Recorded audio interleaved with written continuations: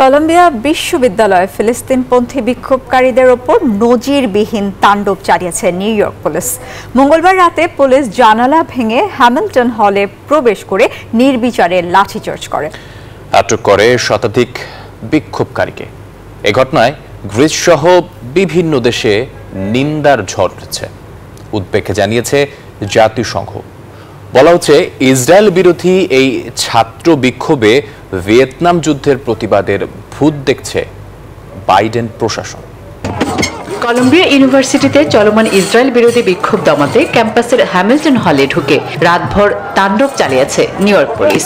পরে সেখানে চলে শিক্ষার্থীদের উপর নির্বিচার বল প্রয়োগ এবং ধরপাকড়। পুলিশের এমন তাণ্ডবে আমরা অবাক, কারণ আমাদের এই বিক্ষোভ যুদ্ধের বিরুদ্ধে শান্তির পক্ষে।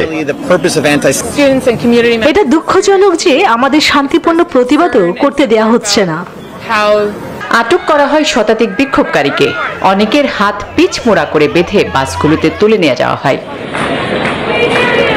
হ্যামিল্টন হলে এমন পুলিশি অভিযানের নিন্দা জানিয়ে গ্রিস সহ বেশ কয়েকটি দেশে বিক্ষোভ করছে সাধারণ মানুষ। এই সময় কলম্বিয়া ইউনিভার্সিটির আন্দোলনরত শিক্ষার্থীদের দাবির প্রতি সংহতি জানান তারা। প্রশ্ন তুলেন যুক্তরাষ্ট্রের মানবাধিকার নিয়েও। এই ঘটনায় উদ্বিগ্ন জাতিসংঘ। এমনকি মানবাধিকারের আওয়াজ তোলা বাইডেন প্রশাসনের সমালোচনাও করছেন অনেকে। বলা হচ্ছে কলম্বিয়া বিশ্ববিদ্যালয়ের বিক্ষোভে ভিয়েতনাম ভীতি দেখছে জো বাইডেন সরকার। মরিয়াভাবে এই দেশের দরকার নৈতিক কর্তৃত্ব। আমাদের প্রয়োজন প্রেসিডেন্ট এই ইস্যুতে মুখ খুলুন এবং বলুন এটি ভুল। ভিয়েতনাম যুদ্ধের বিরোধিতা করে 1968 সালেও কলম্বিয়া বিশ্ববিদ্যালয়ে প্রশাসনিক ভবন হ্যামিল্টন হল দখলে নিয়েছিল শিক্ষার্থীরা। আসমা তুলি, নিউজ 24।